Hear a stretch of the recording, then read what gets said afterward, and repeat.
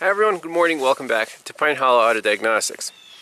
We got a Duramax on the lot, 2013 Sierra 2500. Local customer, and he said he was driving the other day, started up, and it shifted really hard. Christmas tree came on, service, StabiliTrak, trailer brake, all the good stuff. And he said the transmission was stuck in low gear. Shut the key off, turn it back on. It's still drivable. Something's definitely wrong with the shifting, he said. But he drove it here and he said, figure it out. So here it is. Let's jump in it, see what it's doing.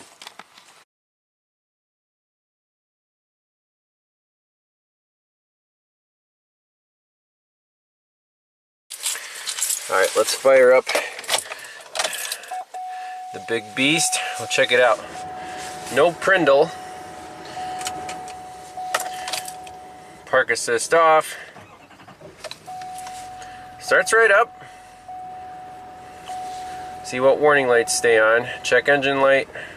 Traction control, parking assist off. Boom. So it's definitely broken. It doesn't know what gear it's in. Stuck in limp mode. Let's log in with the TOPDON Phoenix Plus, scan it for codes, see what comes up. So if I put it in drive, it's a hard shift in the drive, and it's having a hard time even going up this little grade because it's not in first gear. So it's using some kind of limp strategy.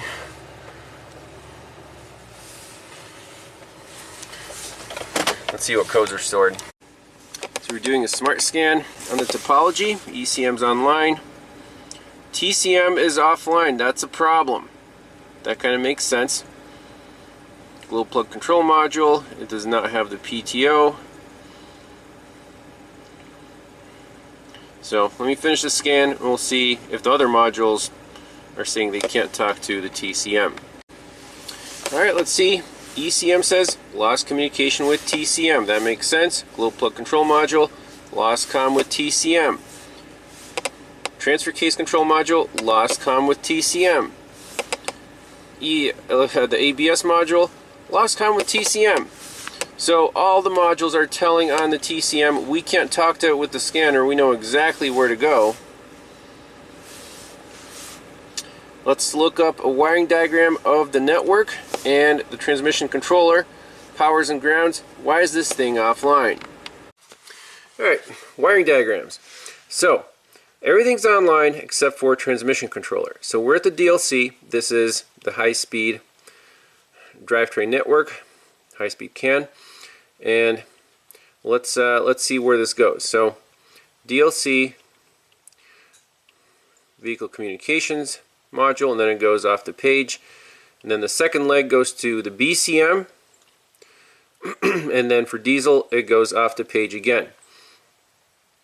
Page 2, first leg, transfer case shift controller, EBCM comes up here, fuel pump control module. We do have JL1 trailer brake control module, comes over here. We do not have CNG, and then there's a data link resistor. So this leg is perfectly fine. Third page for the diesel, glow plug controller.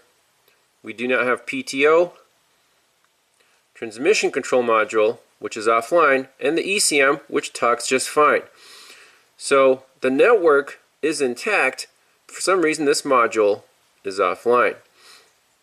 So turn it off.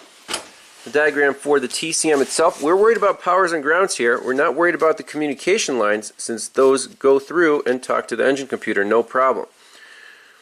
So for powers we have 2 battery positive feeds, 2 ignition feeds, a wake up signal, this is from the BCM to tell the module to wake up, and 2 ground. So this should be pretty straightforward.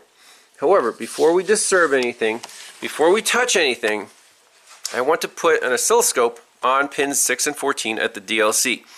I took a very amazing training class at Super Saturday just a week ago on networks. It was taught by Gary Smith and Adam Robertson, two amazing instructors, and learned some cool stuff. And what I got, the takeaway from there is, if you have a communication problem, put the oscilloscope on pin 6 and 14. Just looking at the waveforms can tell you a lot. So let's do that and see if we can pick out what's wrong. All right, here's a quick scope setup. Channel 1, blue, pin 6, channel 2, red, pin 14, and then the ground is on pin 4. So, 2 channels. Let's turn the key on. Okay, there's our signal. We've still got no prindle, so we know the TCM is offline. Start it up. Now we can increase the sample rate because we want to get more detail here, especially on this long time base.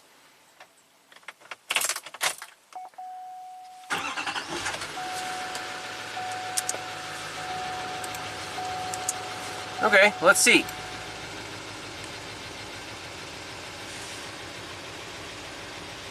Doesn't look bad.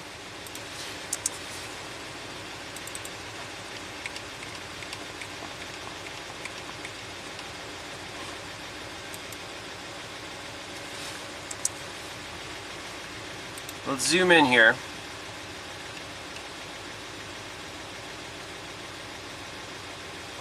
So where's our bias voltage? About 2.5.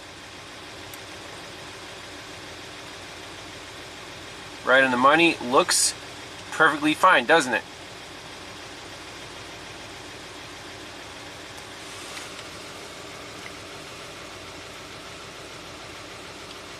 So I don't see anything obviously wrong just by looking at this waveform. What we saw in some examples in class is, let's say if a module loses ground, the bias voltage will be a little elevated because that module won't be able to pull down the signal. So you might ask, what is this? We see any anomalies?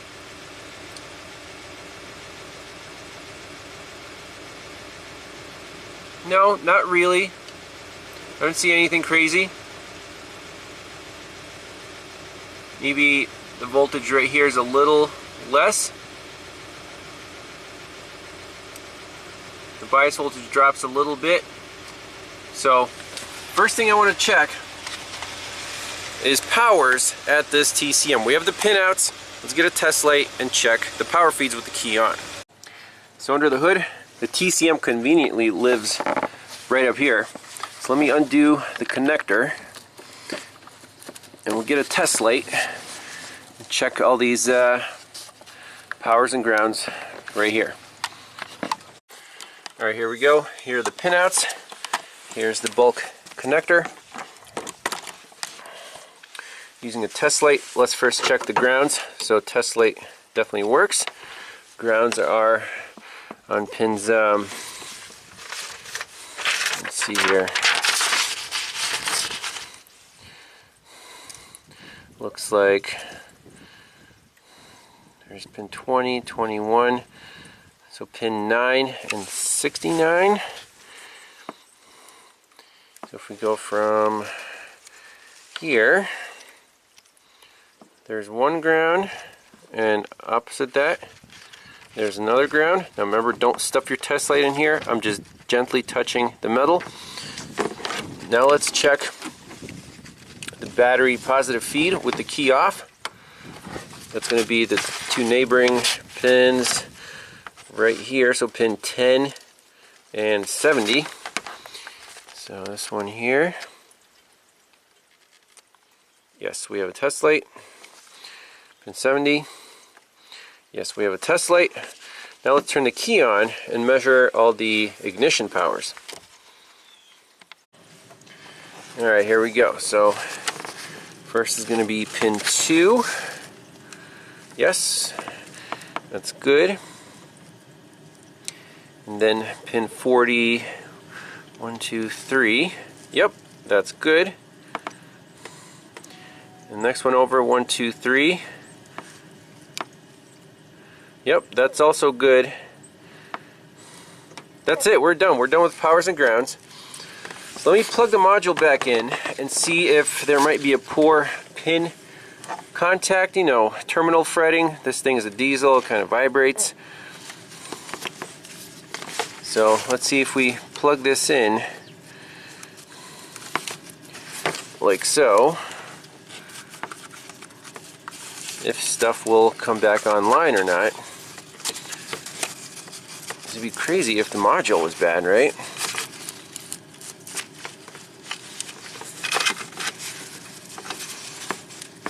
Let's see if the Prindle came back or not. Nope, Prindle is still MIA. Huh. Alright, so what I want to do is a pin drag test on each and every populated pin, and they all have to be exactly the same. So I did go through all of them. They all feel fine. They're not spread open. This truck is a virgin. It has not been messed with or tampered with. So at this point we're suspecting a bad transmission controller. Now, this morning, because it was, you know, in the low 30s, the owner said the truck started up and ran fine and shifted fine for about 5 miles, and then it started acting up. So what I want to do is put this thing in the fridge, or just let it sit outside here. It's kind of cool. And then once this thing cools down, plug it in and see if it comes back to life. Then we'll run it and see if it drops out again. If it's a heat related problem and we're not losing any powers, grounds, or communication lines, we're going to have a bad transmission controller, which is pretty crazy. So my suspicion that this TCM is failing when hot is absolutely spot on. Here's a 13 Duramax. All this stuff happens, loses comm with TCM after 20 minutes of driving. That's exactly what the customer complaint is. And then it's common for TCMs to fail because of heat. The solder joints in the circuit board expand and open when hot. When they cool down, close up, work correctly again. Put it in the freezer for 30 minutes. I'll bet it work again until it gets hot. And sure enough, cool down. Saw your previous post. So that's it, confirmed. This module retails for 950 bucks. You can get one. I would only get a new one because a used one would fail in the same way. So you got to pay to play. Get a new module, program it in. This truck should be back on the road. Alright, so I temporarily relocated the TCM right over here where it's away from the hot radiator. We could even try to put it down there where the air is cooler to get this truck back on the road while we wait for parts. But let's see if it cooled down enough to reestablish communication. Look at that. P is back. We're back in business. So let me smart scan it again, clear all the codes out, call the customer up. So we're done with the diagnosis. Alright, see that there you go. TCM is back online. So clear all the DTCs out.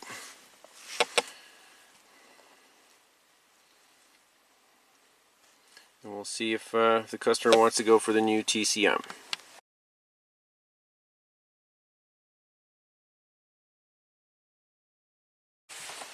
Well, it took 2 weeks. We got a brand new transmission control module for the 2013 Duramax. There's the updated part number from GM. Got this online. Again, it took 2 weeks because they had to order it from GM. Then they had to ship it to me. So there's the label. So let's go install it on the truck.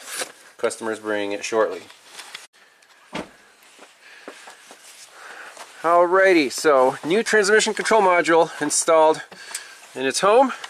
Let's log into General Motors SPS2 and do our programming procedure. So transmission control module, replace and reprogram, hit next. So at least GM makes this very doable, even for DIY. You just need to pass through, like the Bosch Mastertech 2. And click proceed and see how long this takes. Okay, so you'll get this screen here with the calibration number, operating system, and transmission.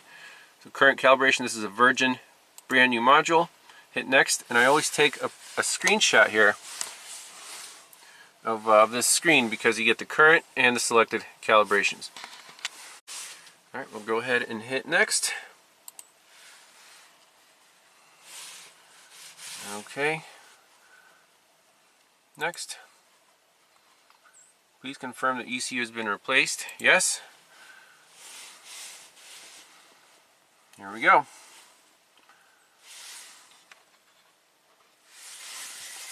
The download's pretty quick. Writing data to ECU. So once the bar starts moving, you'll get your time remaining, and on GM's it's like hyperdrive. So it says 3 minutes, but it'll probably take about 1 more minute. Alright, there's the confirmation screen. Took a screenshot of that, and we'll hit clear DTCs right here. And then we'll unplug the controller, plug in our scanner, make sure there are no trouble codes at all, and then fire this thing up, take it for a test drive. Alright, everything's looking good. We got a clean bill of health. Let's make sure it shifts through the gears.